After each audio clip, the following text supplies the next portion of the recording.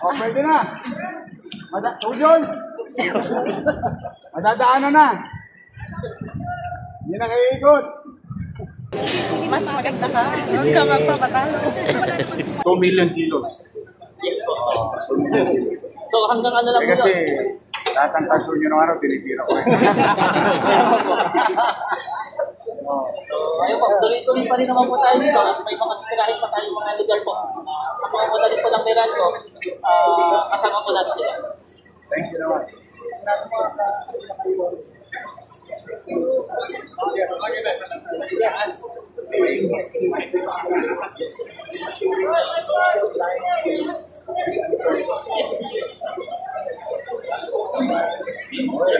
Oh yeah, meron ba kayo? Oy, good to see you again. Sige lang.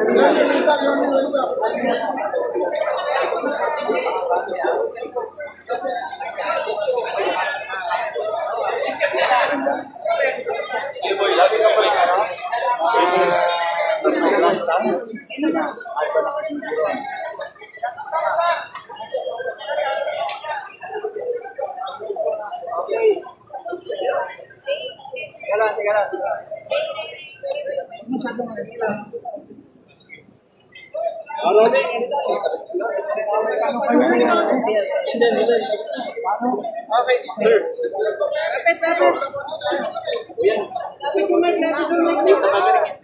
Oh, ito.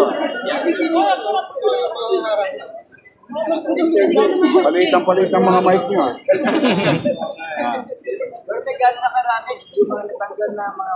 Well, based nga sa ginagawa ng Meralco, o yung blight operation na ito, the private sector through Meralco and the local government unit, City of Manila, is now heeding the call of our constituents in as much as we can to clear up weight sa mga poste namin.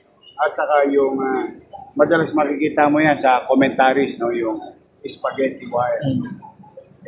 With this effort headed by Meralco, the least thing that we can do is to be grateful to Meralco na at least may nakikinig sa amin at may tumutugon sa panawagan at request ng taong bayan. Kaya kahit pa paano, na kilos of unnecessary, unrealized and unusable wires. Malaking bagay yun. Hindi kaila sa inyo, a few months ago, I think it was fully televised and covered na may tumumba rito, just a Codley. Samaki yan. Maswerte tayo, walang buhay na nagdisgrasya. And with the effort of Meralco and your city government at mga barangay, hindi man natin maperfecto, pero sigurado ako mababawasan na yung probability na may tumumba ulit na poste. In fact, may isang netizen kahapon pinoward sa akin yung pictures somewhere in Aboneros, and we'll visit that also. So, pag nagtulong-tulong talaga ang private sector at gobyerno, inch by inch, meters by meters, and before we know it, we've achieved several miles of making the city of Manila pleasant, liwalas, at panatag na pamumuhay. So we're very happy to the MVP group of companies and particularly to Meralco. Kasi makikita nyo dyan, no? Maaaring Meralco ang ulot-dulo o simula, pero kasama din dyan ang cooperation ng PLDT and all other telcos that may be utilizing itong mga pose. Gano'n na katagal nito na, just for context? They've been doing it since April, somewhere else. And during our last meeting, medyo magpo-full blast ang Meralco sa Manila. May special request kami. Okay. So ano yung special circumstance ng Manila? Unang-una, gusto namin magpasalamat dito po sa for supporting us in this video. ang laking bagay pag nakampi mo at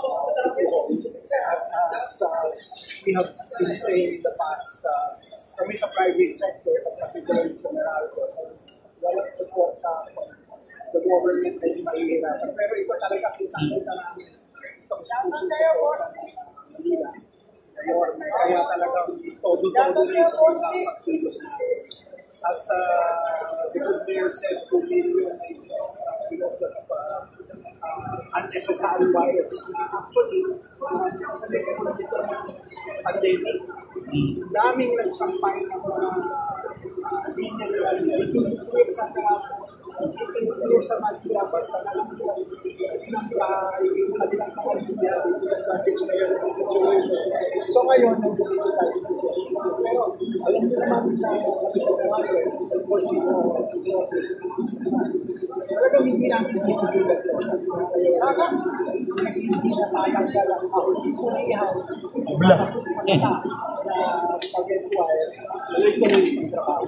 Again, our thanks to government for helping us in this.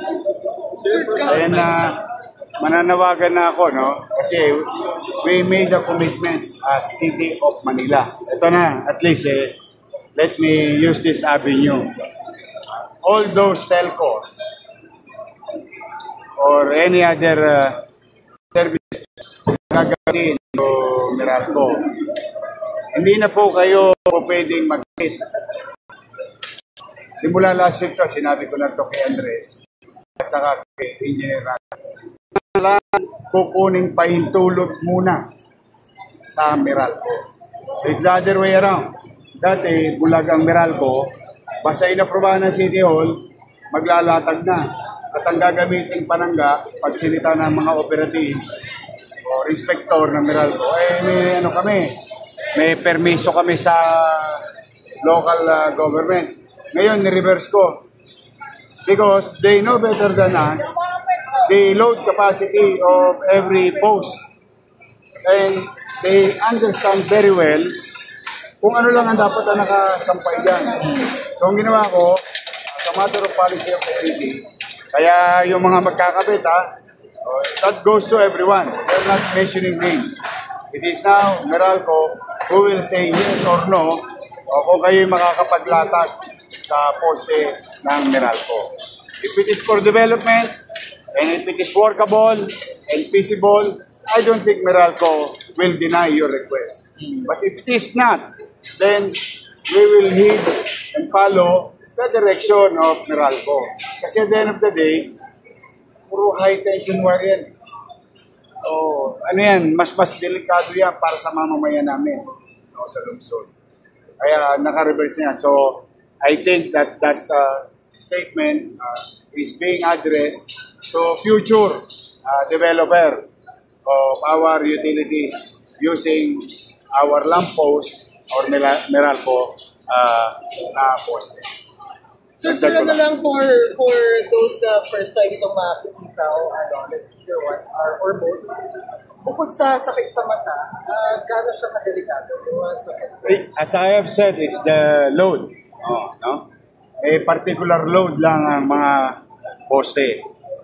At yung ibang poste, in fairness, pag-usapan na rin namin last week, yung mga anong tawag natin yun? Tatanggalin na retirement. For retirement. Yun, kailangan. Karga mo ng load yun, tutumba yan. Una, perwisyo na yung kuryente pagka nawala. Pangalawa, iniiwasan natin siyempre yung buhay na pwedeng madisgrasya o masaktan.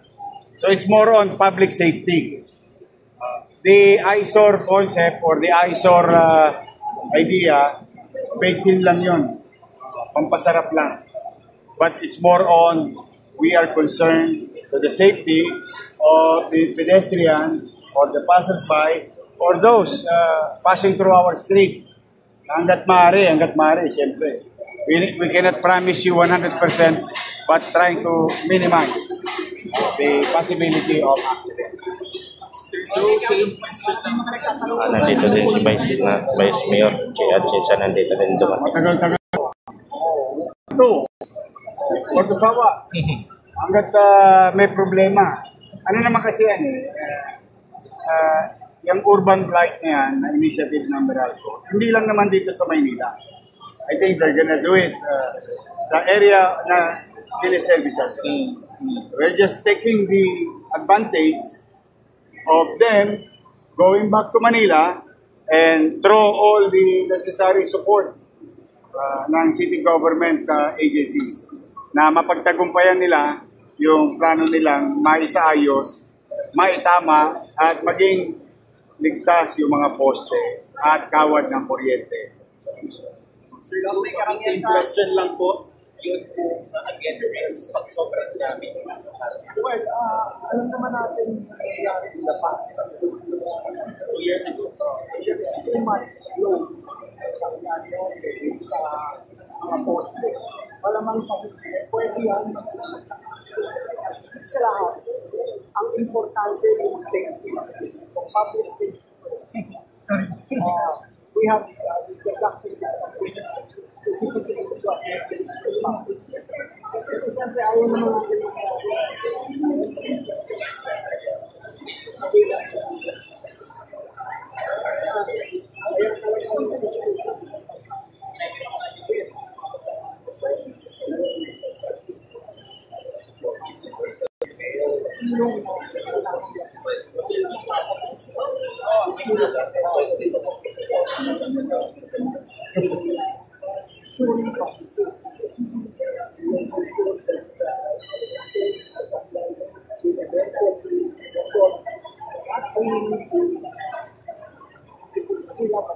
especially the safety of citizens.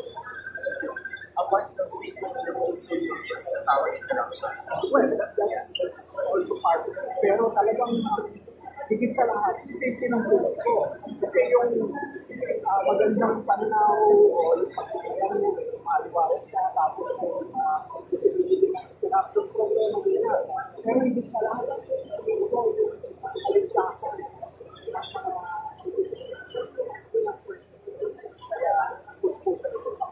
Gano'n po itong important, sir? ako lalo na. Kasi alam mo naman, pagtagulan, nabigyan din yung possibility na power outages doon about well, lalo pag so ito, ginagawa mo nga conditionally, pagtagulan na tayo, para maayos natin ang mabuti yung mga poste natin, hindi magdalan. Kasi magkaroon ng, kasi otherwise, pag dumaan mo ng malakas na amin, maayos tayo. Sir, may chance na nagagawa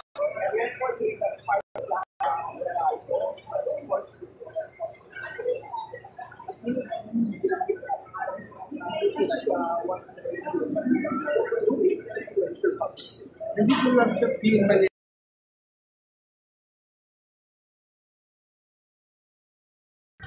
O, pwede na. Jones! Madadaanan na.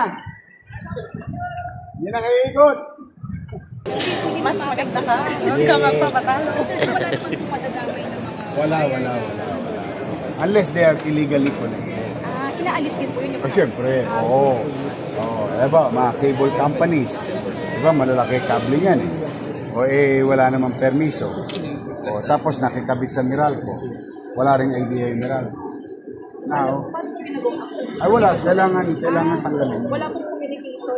No. Because it's illegal. The past that we can act, it's better to do.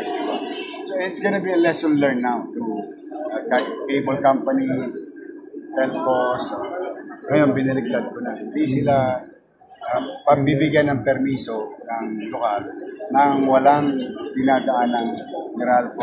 Pwede po, basta may permission. Of course, kasi nga, sila nakakalam ng load. Yun ang ano natin.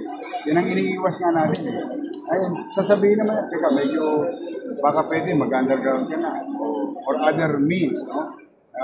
At least, tama, pareho kasi kami ng Meralco. In sync kami doon sa more on safety ng pedestrian, safety Thank you po, Mayor. Oh, you're Salamat. welcome. Anytime. Hello po. Si Vice Chief. Pare, ito mo na ako ha. Eh, trabawin na ako. Diyan, tingin na napakan mo. Thank you ha.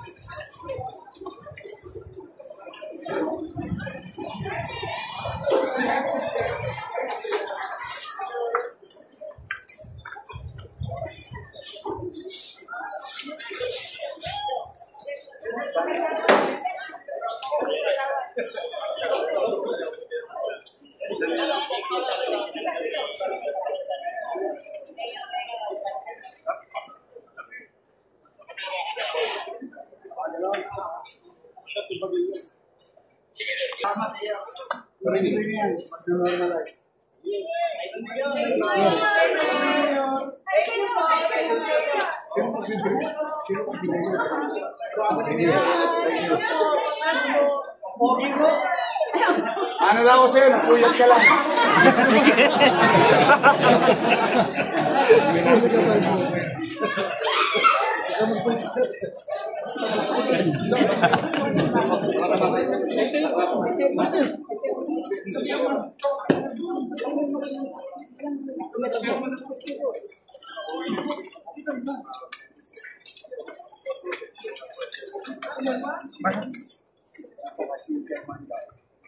Maging malaking bagay ito sa community. Dave! Dave! Bakit ba? Oy, Ito, stop mo. magandang umaga sa Boss! Oh. Boss! Okay, sir. Pare! Oh, pwede na. Tujon! Madadaanan na. Hindi na kayo ikot.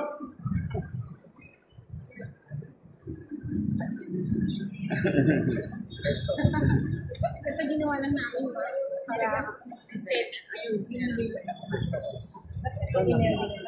yan lang. Ay, pwede. Paraanin lang po natin sila. Paraanin nyo lang po yung dumadaan po.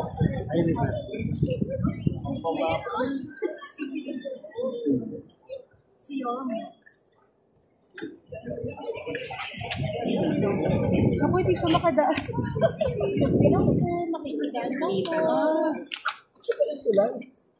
Yan yung tulay.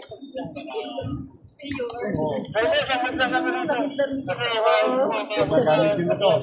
Mabubuksan ko na. Para hindi na kayo dadaan yun. Iikot pa kayo ron. Magagamit nyo na. Saan ang camera mo? 20 pesos ha? Kaya wala si Vines. Ando dyan. Dito po. Sige, isa pa. Picture, hindi ka.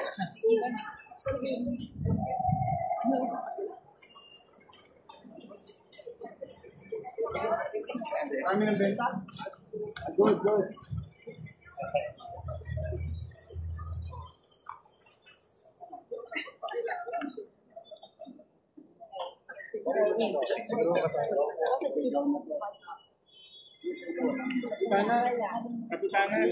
Kapitana. Kenneth.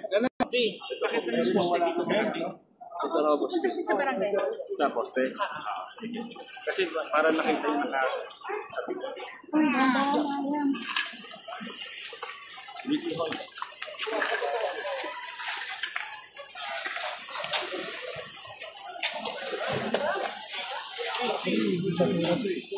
Debris.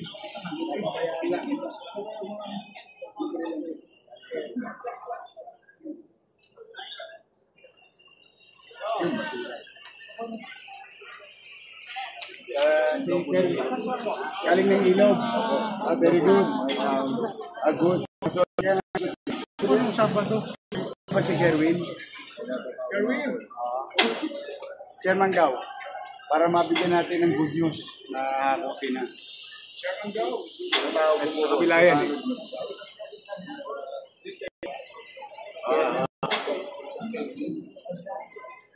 Ay, ito hakutin nito mga debris at saka mga kahoy dito sa tulay.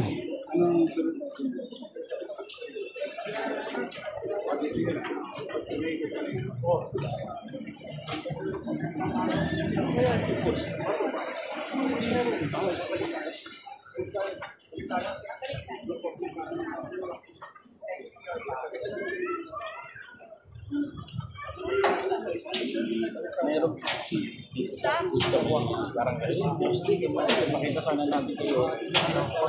Ganun din, spaghetti rin. Oo, makita sana. Sabi mo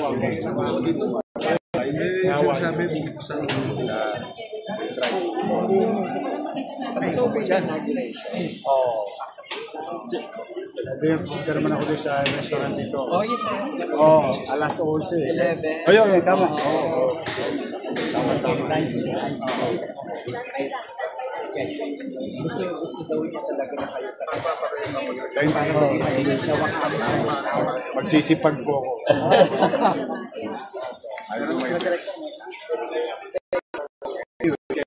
Vice Mayor natin.